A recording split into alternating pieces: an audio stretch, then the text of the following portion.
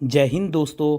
आज मैं आप लोगों के समक्ष कक्षा 9वीं की क्षितिज पाठ्यपुस्तिका से पाठ 1 दो बैलों की कथा नामक कहानी के महत्वपूर्ण एमसीक्यू अर्थात बहुविकल्पीय प्रश्न लेकर हाजिर हूँ। जी हाँ, इस महत्वपूर्ण टॉपिक से आप लोगों के पास परीक्षा में अनेक महत्वपूर्ण ऑब्जेक्टिव क्वेश्चन पूछे जाते हैं। तो सबसे पहला प्रश्न है, दो बैलों की कथा कहानी किसके द्वारा लिखी गई है? जी हाँ, दो बैलों की कथा कहानी किसके द्वारा लिखी गई है? तो इसका सही जवाब है प्रेमचंद। जी हाँ, दो बैलों की कथा नामक कहानी मुंशी प्रेमचंद द्वारा लिखी गई है। और आप लोग जानते ही होंगे कि प्रेमचंद जी को उपन्यास सम्राट कहा जाता है। तो आइए अगला प्रश्न है, जानवरों में सबसे ज्यादा बुद्धिहीन किसे समझा जाता है? बुद्धिहीन का मतलब होता है बच्चों सबसे कम बुद्धि। अगर ये होता बुद्धिमान तो बुद्धिमान का मतलब होता है इंटेलिजेंट, लेकिन प्रश्न पूछा गया है बुद्धिहीन, यानी कि जानवरों में सबसे ज्यादा बुद्धू कौन सा जानवर है? तो इसका सही जवाब है गधा। जी हाँ, जानवरों में सबसे ज्यादा मूर्ख गधे को माना जाता है। अगला प्रश्न है, दो बैलों की कथा में किस जानवर को गधे का छोटा भाई कहा गया है? जी हाँ, तो गधे का छोटा भाई इस कहानी में किसे कहा गया है? किसे कहा गया है? जी हाँ, बैल को। गधे का छोटा भाई बैल को कहा गया है।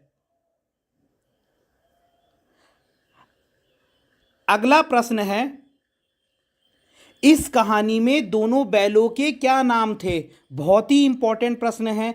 इस कहानी में दोनों बैलों के क्या नाम थे? ये बहुत ही इंपॉर्टेंट प्रश्न है। तो आप लोग जानते होंगे दोनों बैलों के क्या नाम थे? जी हाँ, हीरा और मोती।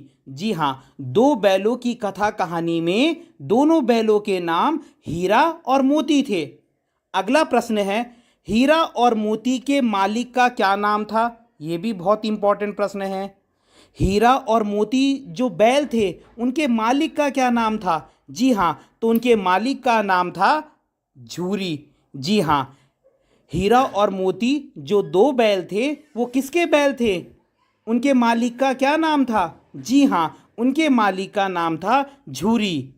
अगला प्रश्न है, हीरा और मोती किस प्रजाति के थे? यानी ये जो दो बैल थे ये किस प्रजाति के थे? ये कौन सी प्रजाति थी? ठीक है, तो इनकी प्रजाति थी पछाई। जी हाँ, ये दोनों बैल बहुत ही लंबे चौड़े और बहुत ही सुंदर थे और इन दोनों की प्रजाति थी पछाई। ठीक है। अगला प्रश्न है, एक बार झूरी के बैलों को कौन लेने आया? तो आप लोगों को पता होगा कि झूरी के पास जो दो बैल थे ना उनको लेने कौन आता है? जी हाँ, तो कौन लेने आता है? झूरी का साला। और झूरी के साले का क्या नाम था? गया। जी हाँ, झूरी के साले का नाम गया था। अगला प्रश्न है, झूरी के साले का क्या नाम था? जी हाँ, तो आप लोगों को अभी बताया पिछले प्रश्न में कि झूरी के साले का नाम क्या था? गया। जी हाँ, ये बहुत ही इंपॉर्टेंट प्रश्न है।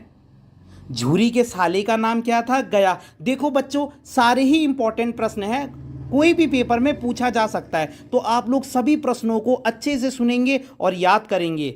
अगला प्रश्न है, दोनों बैलों में अधिक सहनशील कौन था? सहनशील का मतलब होता है सहने की क्षमता किसमें ज़्यादा थी, मतलब कौन ज़्यादा सह सकता था। आपने देखा होगा कई बार कई लोग जल्दी चिढ़ जाते हैं और कई लोग क्या है बहुत ज़्यादा सह लेते हैं। तो इन दो बैलों में भी किसमें ज़्यादा सहनशीलता थी? तो इसका जवाब है हीरा। जी हाँ, हीरा जो है समझदार था और जो मोती है उसको बात बात पर गुस्सा आ जाता था। वो बात बात पर जो है कहता था कि मैं सबको मार दूंगा, लेकिन हीरा उसे समझाता था। अगला प्रश्न है, हीरा मोती को रास्ते में कौन मिला? जी हाँ, जब वो दो जो है क्या रस्सी तोड़ के भाग रहे थे तो उनको रास्ते में कौन मिल जाता है? तो इसका जवाब है सांड। जी हाँ, उनको रास्ते में एक भयंकर सांड मिल जाता है और दोनों मिलकर उसको हरा देते हैं। अगला प्रश्न है, हीरा और मोती खेत में जाकर क्या खाने लगे। तब जब उनको खेत दिखता है तो वो खेत में जाकर क्या खाते हैं जिससे उनकी भूख शांत हो जाती है। तो वो क्या खाते हैं, जी हाँ, मटर।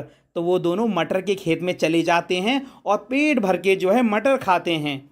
अगला प्रश्न है, लेखक ने गधे के किस गुण को व्यक्त किया है। इस पाठ में ना लेखक ने गधे के कौन से गुण को बताया है कि गधा कैसा है, संभाव, सहनशील, चालाक या सभी। तो लेखक ने क्या बताया था कि गधा क्या है, बहुत ज़्यादा सहनशील होता है। सहनशील का मतलब बेटा आपने देखा होगा गधा को लोग कितना मारते हैं फिर भी वो इतना वजन ढोता है, इसीलिए तो उसको सबसे ज़्यादा मूर्ख भी कहा जाता है कि वो हर परिस्थिति में एक जैसा रहता है। उसको तुम कितना ही मार लो, उसको तुम खाने को कुछ भी दे दो, वो सब कुछ खा लेता है और सबसे सीधा जानवर भी होता है। अगला प्रश्न है, गधे की तुलना किससे की गई है। इस पाठ में गधे की तुलना किससे की गई है, गधे को किसके जैसे समान बताया गया है। जो गधे का स्वभाव होता है वो किसके जैसे होता है, ऋषि मुनियों के जैसे, चोर के जैसे, कामचोर लोगों के जैसे या सभी से। तो जैसे ऋषि मुनि बहुत सीधे होते हैं ना, सज्जन होते हैं, ऐसे ही गधे का स्वभाव भी होता है। तो यहाँ पे गधे की तुलना ऋषि मुनियों से की गई है। ठीक है। अगला प्रश्न है, किस स्थान पर कैद पशुओं की हाजिरी ली जाती थी। तो आपको पता है जब हीरा और मोती को कैद कर दिया जाता है तो उनको कहाँ ले जाया जाता है, कांजी हाउस। जी हाँ, और कांजी हाउस में ही उनकी हाजिरी ली जाती थी। हाजिरी लेने का अर्थ क्या है, ये देखने के लिए आया जाता था कि कहीं कोई मर तो नहीं गया या भाग तो नहीं गया। अगला प्रश्न है, औरत जात पर सिंह चलाना मना है, यह किसने कहा था। ये किसने कहा था, जब मोती बोलता है कि मैं इसको मार दूंगा तो हीरा क्या कहता है, नहीं नहीं मोती, औरत जात पर सिंह चलाना मना है। तो ये कथन हीरा का है। मैं आपको पहले ही बता चुका हूं कि हीरा बहुत ही समझदार था। अगला प्रश्न है, झूरी ने दोनों बैलों को कहाँ भेज दिया था। तो आप लोगों को पता है कहाँ भेज दिया था, अपने साले के पास। तो साले का मतलब क्या है, अपने ससुराल। जी हाँ, ससुराल, पत्नी के भाई को साला कहते हैं, तो अपने ससुराल भेज दिया था दोनों बैलों को। अगला प्रश्न है, छोटी बच्ची बैलों को कितनी रोटियां देती थी। तो आप लोगों को पता है दोनों बैलों को वो एक एक रोटी खिलाती थी, तो कितनी रोटी हो गई, 2 रोटी। जी हाँ, जो वो छोटी बच्ची थी वो दोनों बैलों को एक एक रोटी खिलाती थी और बैल उसमें ही खुश हो जाते थे। अगला प्रश्न है, बैलों की रस्सी किसने खोली थी। किसने खोली थी, बैलों को आज़ाद किसने किया था जब वो गया के घर बंधे हुए थे। तो आप लोगों को पता है इसका आंसर है छोटी बच्ची ने। जी हाँ, छोटी बच्ची उनसे बहुत ज़्यादा प्यार करती थी और वो चुपके से दोनों बैलों को आज़ाद कर देती है। अगला प्रश्न है, दोनों बैल कौन सी भाषा में एक दूसरे के भावों को समझ लेते थे। अब आपको पता है दोनों बैल हमारे जैसे बोल तो नहीं सकते, तो वो कौन सी भाषा में बात करते थे। जी हाँ, मूक भाषा में। मूक भाषा का अर्थ है वो एक दूसरे के भाव को ऐसे ही समझ जाते थे। ठीक है।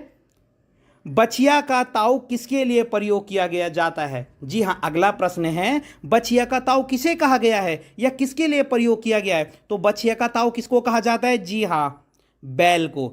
इस पाठ में बछिया का ताऊ बैल को कहा गया है। तो बेटा अगर आप लोगों को ये वीडियो पसंद आई तो इस पर जो है ढेर सारे लाइक कीजिए और कमेंट में बताइए कि आप लोगों को वीडियो कैसे लगी, और आप लोगों को जिन पाठों की भी वीडियो चाहिए आप कमेंट बॉक्स में बता सकते हैं। और आप मेरे चैनल को सब्सक्राइब कीजिए ताकि आप लोगों को आने वाली वीडियो के बारे में भी जानकारी मिल सके। धन्यवाद।